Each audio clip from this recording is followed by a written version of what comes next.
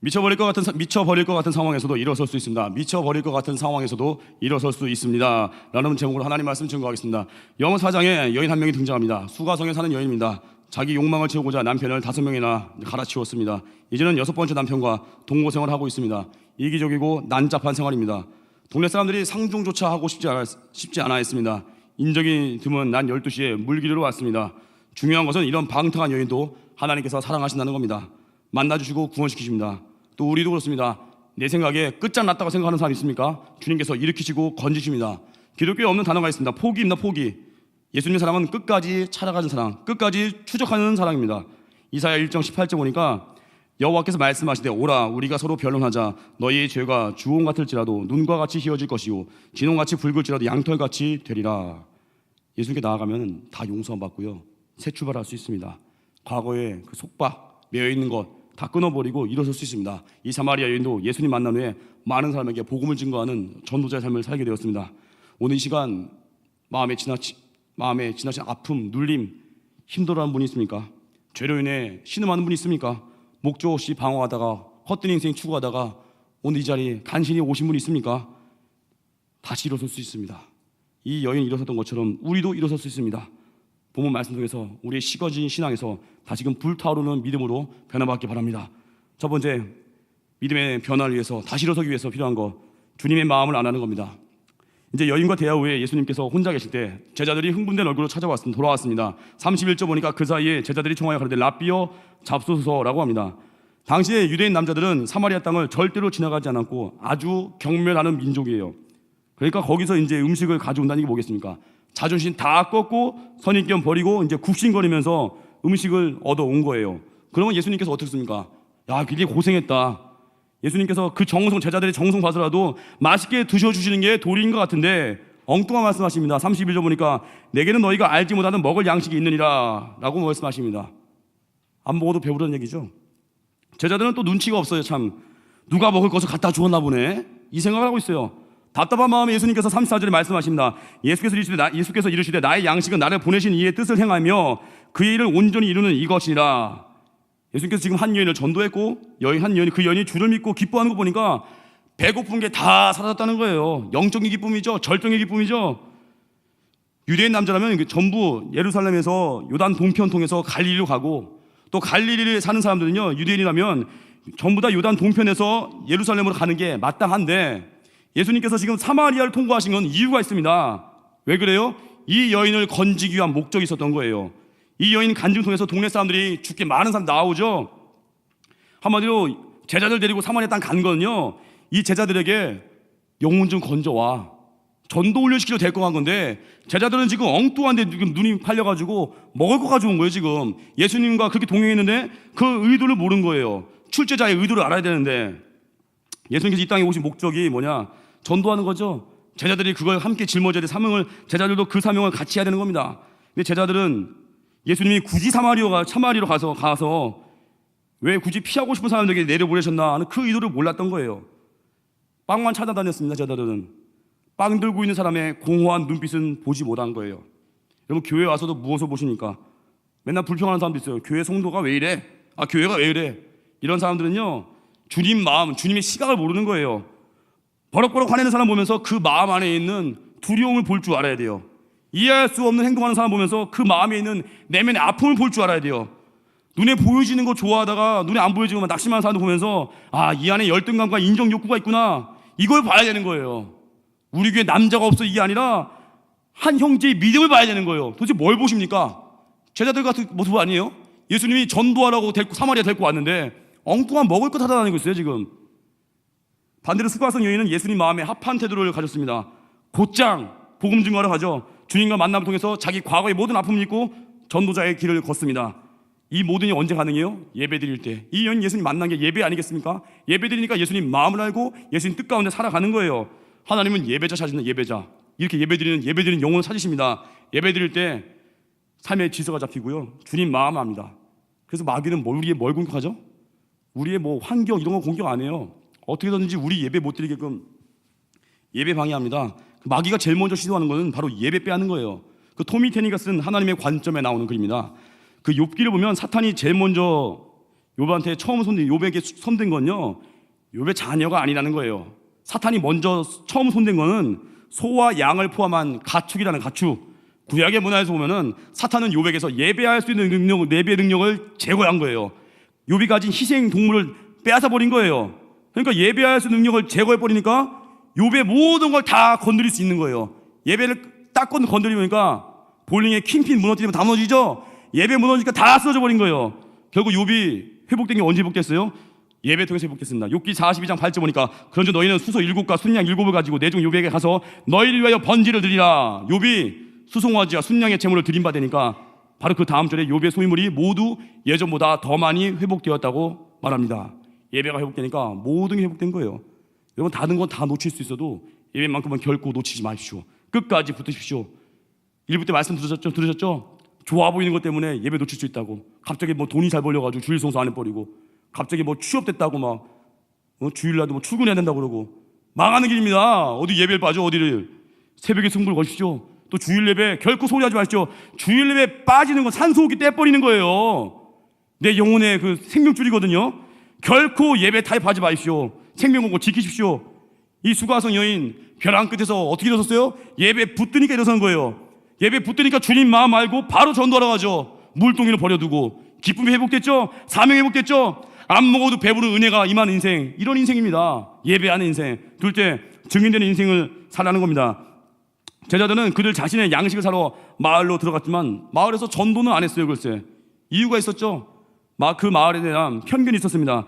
제자들은 예수님이 사마리아 여인과 말씀하시는 거 보았고 밑바닥 여인과 대화하는 게 도저히 믿어지지 않았어요. 어떻게 사마리아 여인과, 또 사마리아 사람들이 유대인을 적대시하니까 우리 메시지가, 우리가 전도해봤자 아무 소용없다고 지금 생각한 거예요. 근데 알고 보니까 실상은 반대였죠. 추수할 준비가 되어 있었고 신실한 일꾼이 필요했잖아요. 우리 뭐 지난번 인도성이 안 그랬습니까? 뭐 노방 전도하면 뭐 잡혀가 뭐해 막 괜히 두려워했는데 알고 보니까 전도하니까 되잖아요. 괜히 걱정한 거예요. 괜히 편견 가졌어요. 둘째, 이 제자들 전도 안 한 이유, 짜잘한 일상사에 사로잡혔어요. 제자들은 음식 생각에 매여버려가지고 주님의 감격을 알아채지 못했어요. 그들이 떠날 때만 해도 여정에 지치셨고 배고프셨고 목마르실 때 예수님이, 그들이 이제 돌아왔을 때 기운이 막 넘쳤죠. 기운 넘치셔서 예수님께서 안 먹어도 배부르셨죠. 그러면 제자들이 눈치가 있었더라면 주님께 물었어야죠. 예수님, 무엇 때문에 그렇게 기분 좋으세요? 왜 좋으세요? 그걸 물었어야 되는데 제자들은 이기적이고 근시안적이라서 그걸 물어보지 못해요. 왜요? 맨날 자기 것 생각하니까. 우리도 그랬어요. 맨날 뭐 좋은 집, 뭐 좋은 차, 내 자녀 뭐 잘 되는 거, 뭐 취업, 결혼, 맨날 이거 내 삶에 문제 매여 있으면요, 결국 전도도 못하고 예배도 못하고요, 주님 뜻이 뭔지도 몰라요. 그렇게 많은 약속이 선포되는데 불구하고 허무하다는 거예요. 왜 그래요? 내 욕심이 안 깨졌으니까. 내가 내 삶의 중심에 내가 있으니까. 주님이 주인 되는 거예요. 또 하나, 제자들 전도하는 이유, 사명의 시급성을 깨닫지 못한 거예요. 뭐 넉 달이 지나야 뭐 추수한다는 그게 아니라 주님께서 뭐라고 해요? 지금 당장하는 거예요. 지금 당장 추수할 때가 됐다는 거예요. 동네 사람들이 구원받을 준비가 되어 있다는 거예요, 지금. 그래서 사명이 최우선인 인생은 언제나 미루지 않습니다. 영혼 건지는 걸 우선으로 여겨요. 예수님도 본을 보이셨습니다. 예수님께서 요한복음 2장 23절 보니까 예루살렘에 계셨죠. 요한복음 3장 22절 보니까 유대로 가셨고, 요한복음 4장 4절 보니까 유대로부터 사마리아로 가셨습니다. 이 예수님의 행동, 사도행전 1장 8절 생각나죠? 예루살렘과 온 유대와 사마리아 땅끝까지 내 증인이 되리라. 예수님은 친히 본을 보이셨어요. 친히 걸어가셨어요. 우리도 예수님 따라서 하는 겁니다. 증인은 전하는 거예요. 증인이 말 안 하면 뭐 할 거예요? 증인이 이따 울고 있을 거예요? 말해야지. 본 걸 말해야 돼요. 본 게 없으니까 말 못하는 거예요. 우리는 예배 때 봐야 됩니다. 영광을 봐야 돼요. 영광을 선포해야 돼요. 그래서 우리가 하나님의 일을 하잖아요. 하나님이 우리의 일을 대신 책임지십니다. 군대에서도요, 최고의 복음은요, 전방부대. 왜 그러겠습니까? 싸움이 있으니까, 전투 병력이 강력하니까 제일 좋은 복음 문자 거기 다 하고 저기 안 쓰는 쓰레기들만 후방 가요. 후방 안 올 때도 있어요. 뭐 간물때도 뭐 나무로 된 거 다 썩어 빠지고 그런 거나 오기도 하고. 옛날 얘기인데 요즘이야 많이 고급되겠지만, 중요한 건 뭐냐? 그의 나라와 그의 의를 구하면 나머지 모든 건 그냥 지급되는 거예요. 주님이 행할 일들, 주님이 먹여주시는 거에 대해서 왜 우리가 월권행위를 해야 됩니까? 왜? 우리는 하나님 맡겨주신 거 지자 충성하는 거예요. 그래서 목적이 중요합니다. 세드벨 교회 리고레 목사님은 자신의 아버지가 자기 인생에 가장 큰 영향을 끼친 사람이라고 말했습니다. 자기 아버지는 2년 정도 암 투명한 후에 임종을 맞이했습니다. 임종 전에 아버지에게 물었대요. 아버지, 무엇을 하고 싶으십니까? 그 아버지가 암 투명 중이잖아요. 육신의 연약함과 고통 중에서 가쁘숨을 몰아쉬면서 리고네 목사님에게 아들에게 말합니다. 이렇게 이 말을 반복했대요. 예수님을 위해서 한 명이라도 더 구해야 돼. 한 명이라도. 1시간 동안 이 말을 무려 100번 정도 반복을 했대요. 반복되는 아버지의 고백을 들으면서 리고네 목사님 뜨거운 눈물을 흘렸다고 합니다. 아버지의 고백 들으면서. 이런 아버지가 나의 아버지인 게 너무나 감사했다고 하고 자랑스러웠대요. 리고네 목사님 아버지가 목적에 사로잡히니까 죽을 때도 한 영혼 하죠. 넌 죽을 때 무슨 얘기할 겁니다. 죽을 때 무슨 고백할 거예요? 내 집. 죽을 때 무슨 고백할 거예요? 건물주. 취업 이럴 거예요? 죽을 때 맨날 내 새끼 이럴 거예요? 죽을 때 이 고백 좀 나와야 되지 않습니까? 내 영혼, 한 영혼. 이런 고백 나와야죠. 그게 목적이 이끄는 삶이에요. 우리 인생이 왜 허무해졌어요? 맨날 집착하니까 목적도 없고 허무해진 거예요. 명품에 집착하고 자녀에 집착하고 일상에 매몰돼 버리고 사는 목적 없죠. 그 정신과 의사 어떤 박사님 말인데 사람들이 열등감 빠진 이유는요, 뿌리는 목적이 없다는 거예요. 열등감 빠진 사람은요, 승부, 이기기에서 해결되는 게 아니라 목적만 살아나면 열등감 사라진다는 거예요. 내게 주신 목적, 나를 지으신 목적, 내게 주신 사명, 거기 사로잡혀야죠. 다윗의 인생이 그런 인생이었습니다. 사도행전 13장 36절 보니까 이런 고백이 있어요. 다윗은 당시에 하나님의 뜻을 따라 섬기다가 잠들어 그 조상들과 함께 묻혀 썩음을 당하였으되, 하나님 뜻을 따라 섬기면서 살다가 잠들었대요. 다윗이 이런 인생이었어요. 주님의 뜻대로 살다가 갔다는 거예요. 천국 갔다는 거예요. 우리도 하나님 마음에 합한 자가 되고 싶지 않습니까? 하나님의 뜻을 다 흡수하시고 지으신 목적대로 예배하고 전도하고 충성하고 헌신하고, 이게 파워예요. 이게 파워. 그때 허무함 없습니다. 그때 감사가 있고 감격이 있고 기쁨의 눈물이 있을 것입니다. 맞아. 세 번째, 한 사람의 능력이 중요하다는 겁니다. 예수님께서 수가성 여인을 끌어안으셨죠. 하나님은 때때로 아주 연약하고 가망 없는 자를 전도의 도구로, 사명의 도구로 쓰십니다. 선한 일을 시작하게 하십니다. 이 가련한 한 여인 통해서 온 마을에 복음이 증거되겠어요. 그래서 우리는 결코 누구도 무시할 수 없습니다. 예수님의 시각으로 바라보는 거예요. 영성이 무엇이라 생각하십니까? 영성은 지극히 작은 자를 예수님께 대하듯이 대우하는 거예요. 영성은 지극히 작은 일을 위대하게 하는 거예요. 영성은 지극히 작은 죄악을 깊이 아파하는 거예요. 영성은 지극히 작은 말씀에도 크게 반응하는 거예요. 이게 영성입니다. 그 파워예요. 예수님은 바로 이런 분이셨어요. 한 여인을 아주 귀하게 여기셨어요. 아주 불쌍한 그 여인을 아주 귀하게 여기셨어요. 그 여인이 너무 감격해서 전도하러 가지 않습니까? 한경지 목사님 설교 중에 곰보 전도사라는 이야기가 있습니다. 한 부유한 가정에서 자란 자매가 있었는데 성년이 되어서 순조롭게 학원 마친 자매가 이제 부잣집 아들과 약혼하고 결혼 날짜를 잡았습니다. 근데 불행히 결혼 일주일 전에 원인 모를 열병에 걸린 거예요. 죽음을 오락가락합니다. 결혼 날짜가 지나가 버렸어요. 근데 날짜는 놓쳤지만 간신히 이 자매님 살아났어요.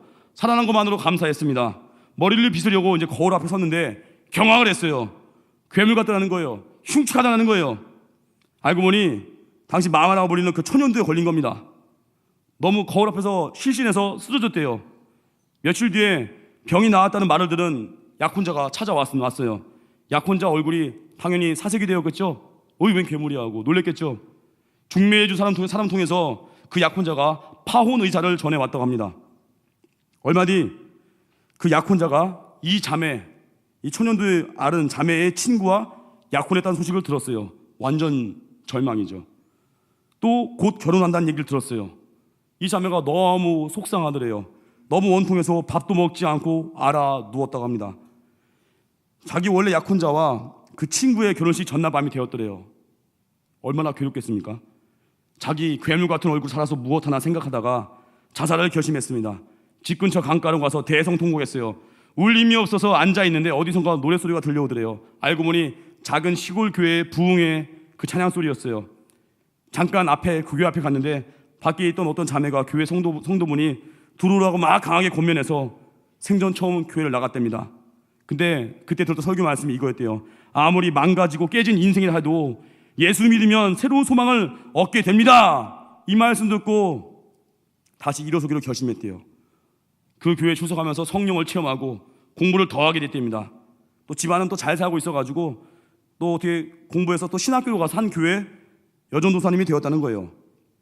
세상 모든 남자가 싫어하는 자신에게 주님이 찾아와서 신랑이 되어 주셨다고 합니다.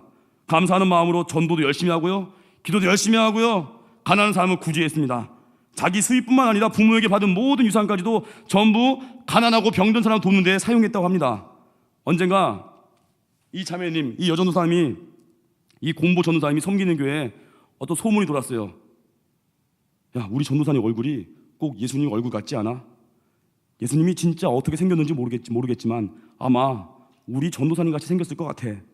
언제 봐도 우리 전도사님은 얼굴이 은혜로 충만해. 흉터로 가득하지만 오목한 그 자리엔 주님의 사랑이 다 가득 담겨 있고 울퉁불퉁한 곳에는 주님의 영광이 반사되는 것 같아. 나도 전도사님처럼 예수님 닮은 사람이 되고 싶어. 이런 소문이 돌더래요. 비참한 인생 같고 처량한 인생 같지만 주님 만나니까 모두가 닮고 싶어하고 모두가 그렇게 살고 싶어하죠. 이런 곰보 전도사님 달라진 이유가 무엇이겠습니까? 미쳐버릴 것 같은 상황에서 부활의 주님 만난 거예요. 온 세상 날 버려도 주 예수 안 버린다는 그 찬송 가사가 마음에 임한 거예요. 포기하지 않는 그 십자가 크신 사랑, 그 크신 하나님 사랑 만난 겁니다. 누가 낙망하겠습니까? 십자가가 강력한데, 십자가 사랑이 우리 안에 있는데 누가 낙심하겠습니까? 언제나 우리 일어설 수 있는 겁니다. 이 사마리아 여인도 그런 거 아니겠습니까? 용납받은 감격 때문에 과거의 나의 모든 수치가 이제는 거기에 매이지 않고 전도에 힘쓰는 거예요. 우리 다음 주에 말레이시아 선교 떠납니다. 무엇을 할 겁니까? 거기서 전도해야겠죠. 내게 붙여주신 한 영혼이 있고요, 내게 보내주시는 사마리아 여인 같은 한 영혼이 있습니다. 그 영혼 뜨겁게 사랑하는 거예요. 그러면 내가 전도한 그 영혼이 달려가서 그 말레이시아 그 마을 지어 변화시킬 거라고요. 증인의 인생 사십시오. 이 땅을 살 때에도 가정에서나 직장에서나 또 우리 모든 만난 환경마다 허무하게 살지 마시고 주님이 주신 사명대로 증인의 삶, 전도하는 삶 사십시오. 그의 나라와 그의 의를 구하는 삶 사십시오. 그리고 결코 예배 놓치지 마십시오. 모든 필요가 채워질 것입니다.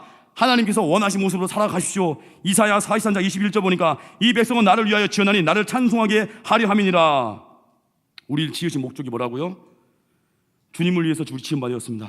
찬송하시고 예배드리시고 전도하십시오. 그러면 일어섭니다. 그 은혜 가운데 쓰임받는 영광스러운 인생의 길을 걷기를 바라는 하나님의 백성 되기를 주님의 이름으로 축원합니다. 다 같이 자리에 찬양하겠습니다.